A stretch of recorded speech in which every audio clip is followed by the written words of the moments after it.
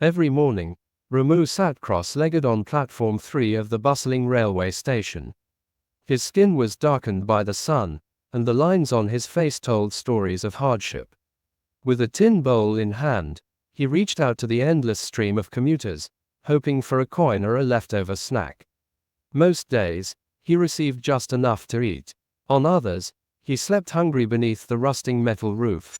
Ramu had accepted his fate. He believed he was invisible in a world that only moved for the fortunate. "At least I survive," he often muttered, trying to find solace. One morning, as the station stirred to life, a man in a tailored suit paused before Ramu. Tall, poised, and exuding quiet strength, he dropped no coin. Instead, he crouched and asked, "Why do you beg?" Ramu shrugged. "Because I have nothing to give."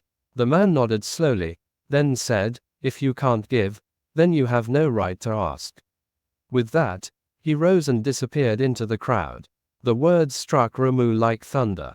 All day, they echoed in his mind. If you can't give, then you have no right to ask. He had begged for years, but never had anyone challenged his right to do so. That night, Ramu didn't sleep.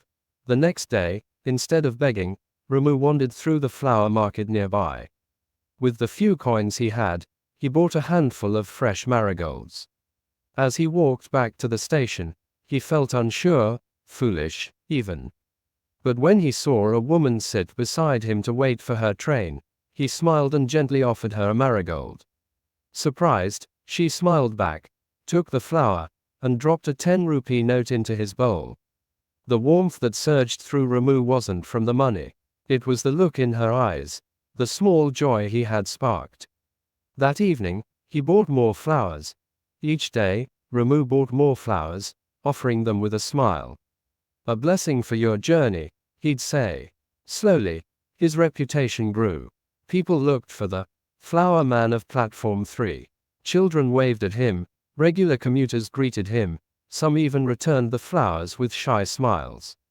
As the months passed, his earnings grew. But more importantly, so did his pride. He no longer saw himself as a beggar. He was giving something now: beauty, kindness, a moment of peace. 6 months later, Ramu no longer sat on the floor. He had a small cart, painted bright yellow, stacked with garlands and single stems. He bought flowers in bulk, sold them at the station, and even began taking small orders for ceremonies and offices nearby. He had hired a boy to help him. His business was humble, but it was his. One cool morning, Ramu looked up and froze. The same man in the gray suit stood before him, smiling. This time, Ramu rose, extended a fresh rose, and said, "Thank you." The man accepted it with a nod.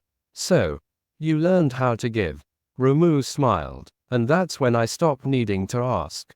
Ramu had learned that success wasn't just about money. It was about how you saw yourself. He had always believed he was less. But one question had flipped his world.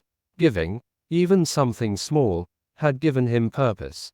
And purpose had given him everything.